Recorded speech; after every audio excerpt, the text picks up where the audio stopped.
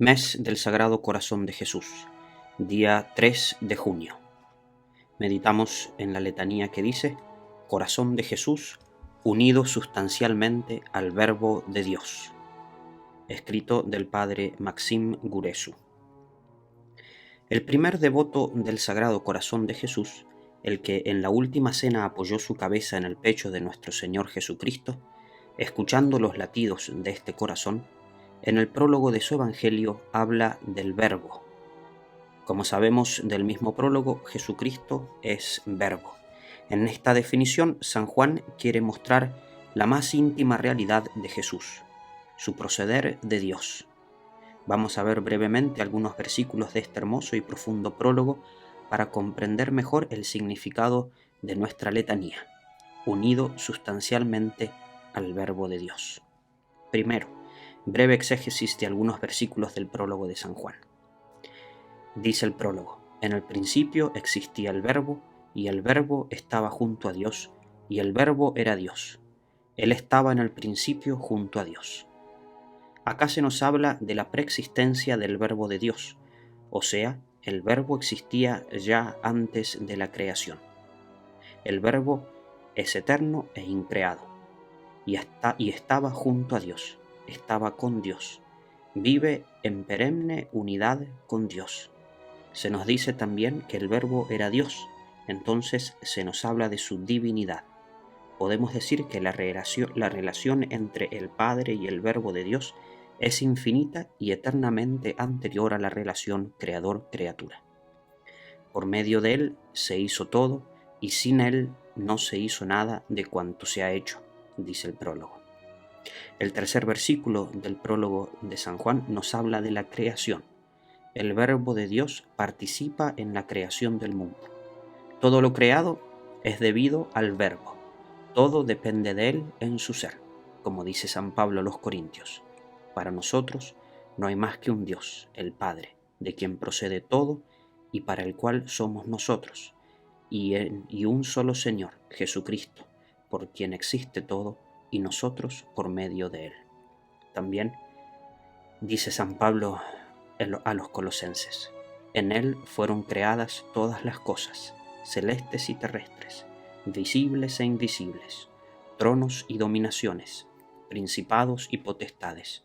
Todo fue creado por Él y para Él.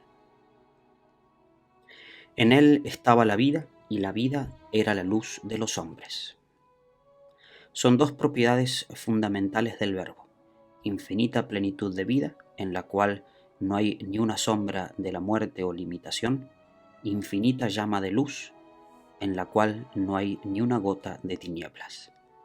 La vida del Verbo es luz que ilumina a los hombres, ilumina las vidas de los hombres y los orienta, indicando el camino para seguir. Lámpara es tu palabra para mis pasos, luz en mi sendero. Y el Verbo se hizo carne y habitó entre nosotros, y hemos contemplado su gloria. Gloria como del unigénito del Padre, lleno de gracia y de verdad. Este versículo es uno de los más consoladores de la Biblia.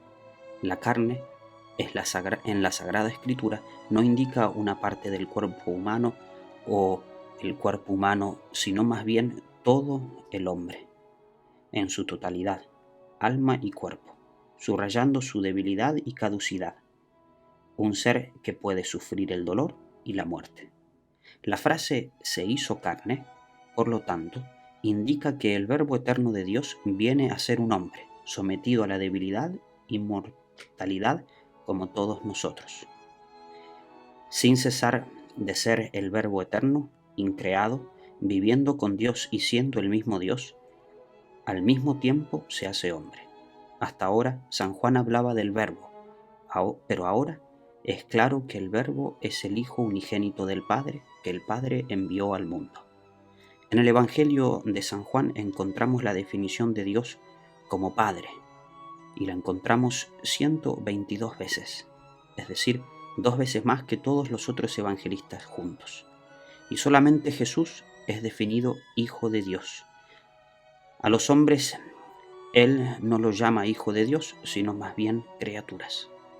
Solamente Jesús es Hijo de Dios en sentido propio. El Verbo que se hizo carne, el Hijo enviado del Padre al mundo, es lleno de gracia y de verdad. Esto nos indica lo que nos dona la presencia del Verbo entre nosotros. Jesús mismo es la gracia y verdad. Con la gracia se entiende el don gratuito de la vida divina. Con la verdad, la revelación de la verdad hasta ahora escondida. Jesús mismo es la verdad. Yo soy el camino y la verdad y la vida. Leemos en el Evangelio de San Juan. Con su ser, Jesús nos hace conocer un aspecto totalmente nuevo de Dios. Quien me ha visto a mí, ha visto al Padre. Leemos también en San Juan. Con su ser Hijo, Él es la revelación de Dios como Padre. No se puede conocer a Jesús como Hijo de Dios sin conocer contemporáneamente a Dios como Padre de Jesús. Un tal conocimiento de Dios por sí mismo es un don de gracia, expresión de su benevolencia hacia los hombres. A modo de una primera conclusión, resumamos en algunas breves sentencias lo que hemos dicho hasta ahora. El Verbo de Dios es preexistente, es Hijo de Dios y es Dios. Dios Padre tiene un Hijo que es igual a Él y vive en una relación de intimidad y unido confiadamente a Él. El Verbo que se hizo carne sin dejar de ser Dios es luz, vida, gloria, gracia y verdad para los hombres.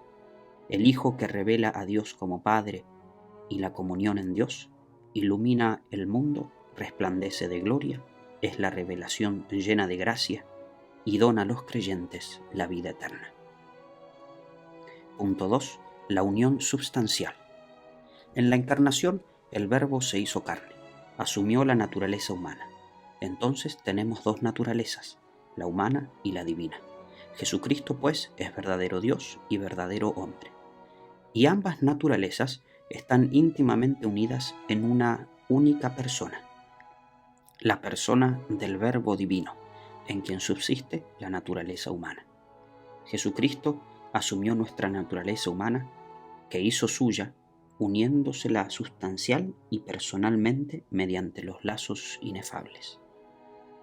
En el hombre, el alma y el cuerpo unidos entre sí constituyen la persona humana. En Jesucristo no es así. La naturaleza humana, toda entera y perfecta en su propia esencia y elementos constitutivos, no tiene una existencia propia sino por el Verbo, y mediante la persona divina del Verbo. Este es el que da a la naturaleza humana su existencia real, lo que en otras palabras llamaríamos su subsistencia personal. No hay en Jesucristo sino una sola persona, la persona del Verbo, del Hijo de Dios. Y estas dos naturalezas conservan sus cualidades particulares y sus operaciones específicas. Entre ellas no hay ni mezcla ni confusión, como enseña San León Magno en su célebre carta a Flaviano. No se trata de cualquier unión, sino más bien de la unión de asunción, de parte de Dios, de la naturaleza humana, como lo dice claramente Santo Tomás de Aquino. Es decir, se debe dar una acción de quien asume y una pasión de quien fue asumido, y también una diferencia de términos de partida y de llegada. Asumir equivale a decir adese sumere, en llevar una cosa hacia sí mismo. La unión hipostática es una de las tres realidades, además de la maternidad de la Virgen y del paraíso, que según Santo Tomás de Aquino, Dios no puede hacerlas mejor, como nada puede ser mejor que Dios mismo. Por esa unión tan inefable, podemos decir que todas las acciones de Jesucristo son acciones de un Dios, porque toda acción, sea de una o de otra facultad de la naturaleza, se atribuye a la persona, y en Jesucristo siempre es Dios el que obra, unas veces por su naturaleza divina y otras por su naturaleza humana. Se puede decir con toda verdad que es Dios el que trabaja, llora, sufre y muere, aunque todas estas acciones sean ejecutadas por la naturaleza humana. Todas las acciones humanas de Jesucristo, por pequeñas que sean en su realidad física, tienen un valor divino. Tercer punto. El corazón de Jesús nos recuerda el amor de Dios por nosotros. Leemos en San Juan: porque tanto amó Dios al mundo que entregó a su unigénito, para que todo el que cree en Él no perezca, sino que tenga vida eterna. Si miramos a todos los misterios de la vida de Cristo, todos los dones que Él nos dejó, todo fluye de su amor por cada uno de nosotros. La persuasión de que Cristo me ama es la clave que explica la gran obra de todos los santos de la historia, pues nada impulsa tanto al amor como el sentirse amado, porque así tratamos de devolver a nuestro Señor amor por amor, con toda nuestra vida y nuestra actividad. Por lo tanto, tenemos que recordar muy a menudo este amor, porque es el poderosísimo sostén de nuestra fidelidad, de nuestro amor, de nuestra reverencia, de nuestra confianza en Dios. El corazón de Jesús no es el corazón de una persona cualquiera, no se trata del corazón de una persona que vivió en el siglo I simplemente, sino que es el corazón mismo de Dios. Tremenda es esta verdad. Vemos hasta qué punto llega el amor de Dios. Podemos decir hasta la locura. El Sagrado Corazón de Jesús nos enseña que Dios no está allí afuera, como una montaña esperando a ser explorada, sino que es un Dios que nos busca incansablemente. Su corazón de carne, más tierno y sincero, más noble y más fiel que todos los corazones, nos entiende perfectamente. No tenemos un sumo sacerdote incapaz de compadecerse de nuestras debilidades, sino que ha sido probado en todo, como nosotros, menos en el pecado. Leemos en la carta a los Hebreos. Somos comprendidos perfectamente por nuestro Dios. Para cada uno de nosotros hay un lugar muy especial en este corazón, porque es el corazón de Dios.